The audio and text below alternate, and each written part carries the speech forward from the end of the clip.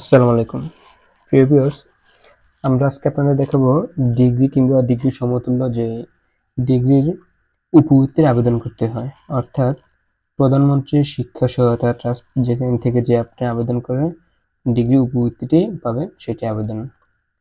চলুন আমরা চলে যাই আমাদের পছন্দক্রমের গুগল ইন্টারনেট ব্রাউজারে। আপনাদের যা যেটা পছন্দ সেই পছন্দ অনুযায়ী চলে যাবেন। যেহেতু আমাদের লিঙ্কটি পিন করা ছিল, সেভ করেছিল, সেই জন্য আমরা সেভ লিঙ্কে চলে গেলাম। যাওয়ার পর আমাদের প্রথম যে কাজটি থাকবে সেটি হচ্ছে নিবন্ধন। আপনারা এই জায়গাতে তিনটি অপশন, একটি নিবন্ধন, একটি শিক্ষার্থী লগ ইন, তৃতীয় নম্বরটি হচ্ছে কলেজ মাদ্রাসা ট্রাস্ট কর্তৃপক্ষ, অর্থাৎ কর্তৃপক্ষ এই জায়গাতে লগ ইন করবে। যেহেতু আমরা শিক্ষার্থী আবেদন করব, আমরা প্রথমে নিবন্ধনে চলে যাব। যাওয়ার পরে আমরা স্নাতকের ধারণ, ডিগ্রি পাস এবং ফাজিল, আমরা যেহেতু ডিগ্রি অন্তর্ভুক্ত আবেদন করব সেই জন্য ডিগ্রির জন্য চলে যাব। যাওয়ার পরে শিক্ষাবর্ষ প্রথম বর্ষ 2022 শিক্ষাবর্ষে প্রতিষ্ঠানের অন্তর্ভুক্ত ঢাকা বিশ্ববিদ্যালয়, জাতীয় বিশ্ববিদ্যালয়, ইসলামী আরবি বিশ্ববিদ্যালয়, মানে জাতীয় বিশ্ববিদ্যালয় আমরা চলে যাব। যাওয়ার পরে শিক্ষাবর্ষ, যেহেতু আমরা প্রথম আবেদন করব সেই জন্য প্রথম শিক্ষাবর্ষ। তারপর স্নাতক, অর্থাৎ ডিগ্রি যে রেজিস্ট্রেশন নাম্বারটা আপনি পাইছেন সেই রেজিস্ট্রেশন নাম্বারটি রেজিস্ট্রেশন কার্ড কিংবা এডমিট কার্ড থেকে নিয়ে নিতে পারবেন। আমি নিরাপত্তার স্বার্থে রেজিস্ট্রেশন নাম্বার এবং কি বিভিন্ন প্রাইভেসি মেনটেন করার জন্য সম্পূর্ণ তথ্যগুলো আমি হাইড করে নিচ্ছি। আমরা নিবন্ধনের সম্পূর্ণ তথ্যগুলো ফিল আপ করে নিলাম। দেওয়ার পর যেহেতু আমরা হিউম্যান অর্থাৎ মানুষ, আমরা আই এম নট রোবট এটা ক্লিক করে আমরা ভেরিফাই করে নিব।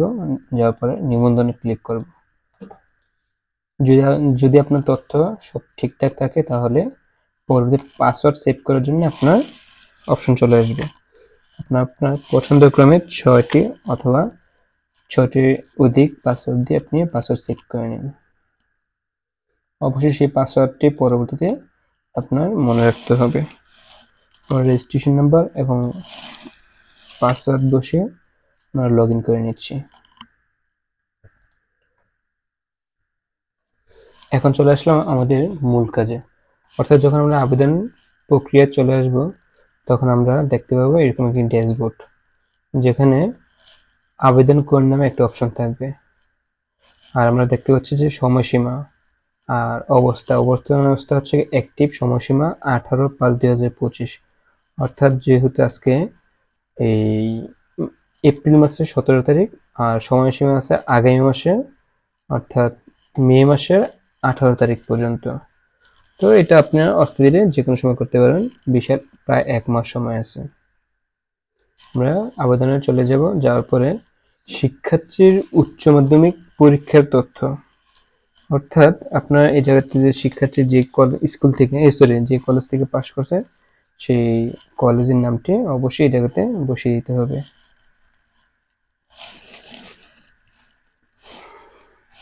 আপনি আপনার যে শিক্ষার্থী আছে সেই শিক্ষার্থী অথবা আপনার সম্পূর্ণ তথ্যগুলা দিয়ে নেবেন।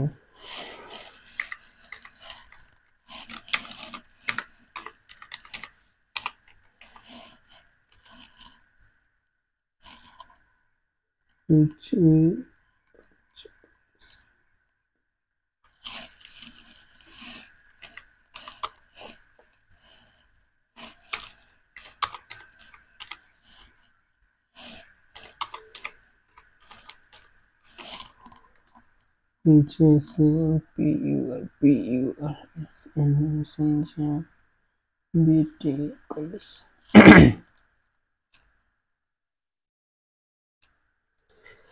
আপনার শিক্ষা প্রতিষ্ঠানের নাম লেখা হয়ে গেলে অবশ্যই চেক করে নেবেন registration number, roll number, GPA point এগুলো সব ঠিকঠাক আছে কিনা। ঠিকঠাক থাকলে আপনার পরবর্তীতে দেখতে পাবেন এই জায়গাতে পাশের সন, অর্থাৎ শিক্ষার্থী কত সালে পাস করেছিল সেটা অটোমেটিক্যালি চলে আসবে।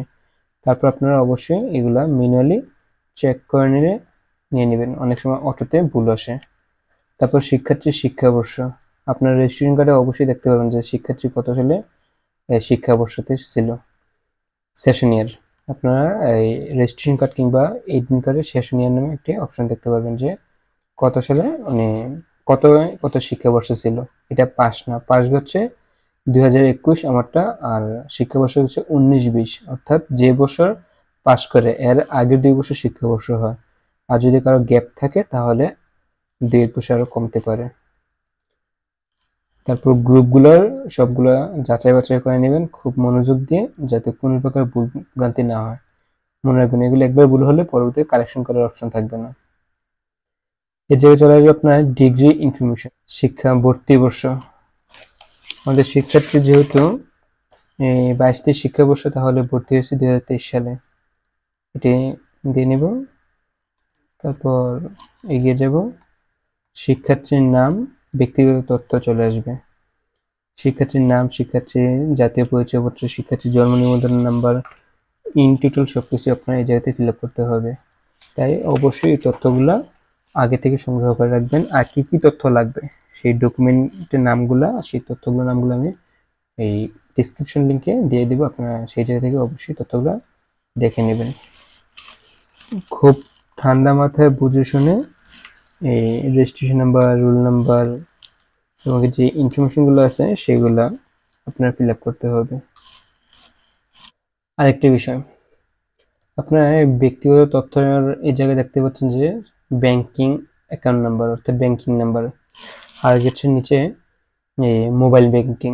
আপনারা এই জায়গাতে অবশ্যই নগদ অপশন বেছে নেবেন, কেননা নগদ ব্যতীত বর্তমান উপবর্তী অন্য কোনো অপশন দেওয়া হচ্ছে না, সেটা অবশ্যই মাথায় রাখতে হবে, কেননা উপবর্তীর টাকা একমাত্র নগদে প্রদান করে থাকে। আর নগদ অ্যাকাউন্টটি আপনার নামে কিংবা আপনার গার্জিয়ান নামে থাকতে হবে। এর বাইরে যদি কারো নামে থাকে তাহলে এটা এলাও হবে না। অবশ্যই ব্যক্তিগত তথ্যগুলো ফিল আপ হলে আপনারা নিচে সংরক্ষণ করুন এবং এগিয়ে চালিয়ে যান অপশনে ক্লিক করবেন। তার আগে বলে রাখি, আপনাদের যে জন্ম তারিখটি থাকবে অর্থাৎ ডেট অফ বার্থ, এটি এই ব্যক্তিগত তথ্যের ভিতরে সঠিক থাকলেও পরবর্তী সাবমিট করার আগে অবশ্যই চেক করে নেবেন, তখন কিন্তু ভুল আসে, এটা এডিট করতে হবে, অন্যথায় আপনার আবেদনটি ক্যান্সেল হয়ে যাওয়ার সম্ভাবনা 99% থাকবে।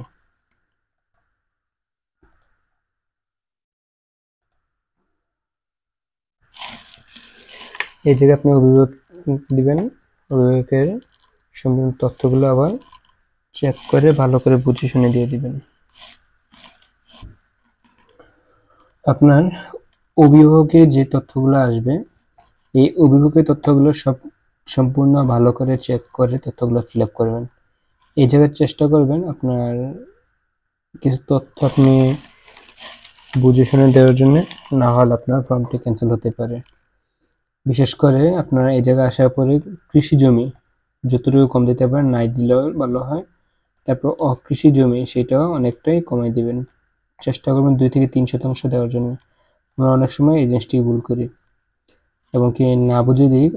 1% হচ্ছে 0.02 হচ্ছে 1%, তারপর 0.1 হচ্ছে 1%, 0.2 হচ্ছে 2%, আর 0.3 হচ্ছে 3%।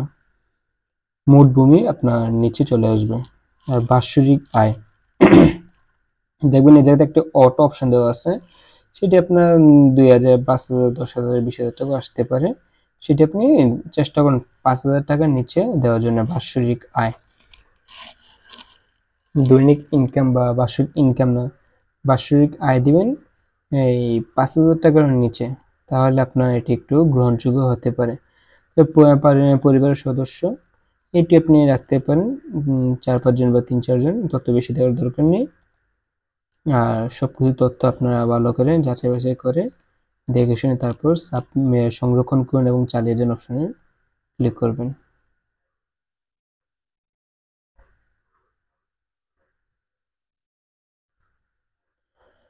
আমরা এই সর্বশেষ পর্বে চলে আসলে আপনারা এই জায়গাতে ছবি বাছাই করার জন্য বলবে, তো আপনারা আপনাদের ছবিটি অবশ্যই চেক করে বাছাই করে নিয়ে নেবেন। আমি আমার স্টুডেন্টের ছবিটি এই জায়গাতে দিয়ে দিলাম। আর ছবিটি আমি আগে যেহেতু ফটোশপ দিয়ে এডিট করে নিয়েছিলাম, সেই জন্য ফটোর ভিডিও অপশনটি দেখাতে পাচ্ছি না, সেটার জন্য আন্তরিক দুঃখিত। আর ফটোটি আমি বলে রাখি যে এটা 300 পিক্সেল বাই 300 পিক্সেলের ছবিটি করবেন। আর ছবি সাইজ সর্বোচ্চ 100 কেবি এর নিচে রাখতে হবে, অর্থাৎ আপনি 99 কেবি রাখলেও ছবিটি অনলাইনে শুভভাবে অনলাইনে সাবমিট করতে পারবেন। তো সংরক্ষণ করুন এবং চালিয়ে যান। ছবিটি দেওয়ার পরে ক্লিক করব। আপনাদেরকে বলেছিলাম যে বিশেষ করে স্টুডেন্টের যে জন্ম তারিখটি, সেটি যখন আপনি সাবমিট করার আগ মুহূর্তে আসবে তখন রিচেকের সময় দেখতে পাবেন যে এই জন্ম তারিখটি ভুল আসে। আমরা এখন সেটি আপনাদেরকে দেখানোর চেষ্টা করতেছি। আমাদের ছিল 17 মার্চ 2003। স্টুডেন্টের যে ব্যক্তিগত তথ্য, শিক্ষার্থীর জন্ম তারিখ, জন্ম নিবন্ধন নম্বর, জন্ম তারিখটি হচ্ছে নিচে। আমরা এই জায়গায় দেখতেছি যে শিক্ষার্থীর জন্ম তারিখটি শো হয়নি। সেক্ষেত্রে অবশ্যই আপনারা নিচে গিয়ে পরিবর্তন করুন অপশনে ক্লিক করে শিক্ষার্থীর ব্যক্তিগত তথ্য এটা থেকে চলে যাবেন। যাওয়ার পর জন্ম তারিখটি এই জায়গায় আপনারা ভালো করে দিয়ে নেবেন। মার্চ 2003 আর হচ্ছে 17 তারিখ।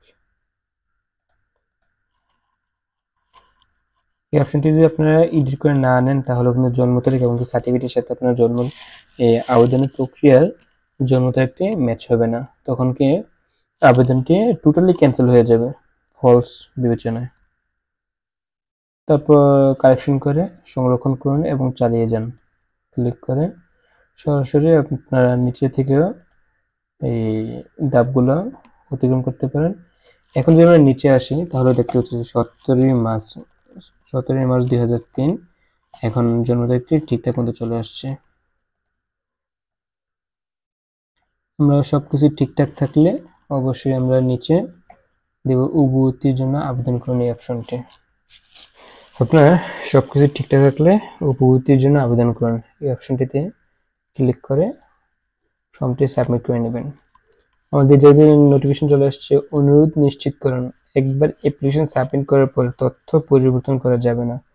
যদি আপনি এই শর্তে রাজি হন তাহলে ইয়েস দিবেন, আর শর্তে রাজি না থাকলে না করবেন। না করে আপনি সম্পূর্ণ তথ্যগুলো পরিবর্তন করে নিতে পারবেন। যেহেতু আমাদের কাজ কমপ্লিট, আমরা হাত দিয়ে তথ্যগুলো সাবমিট করে নিয়ে নিলাম।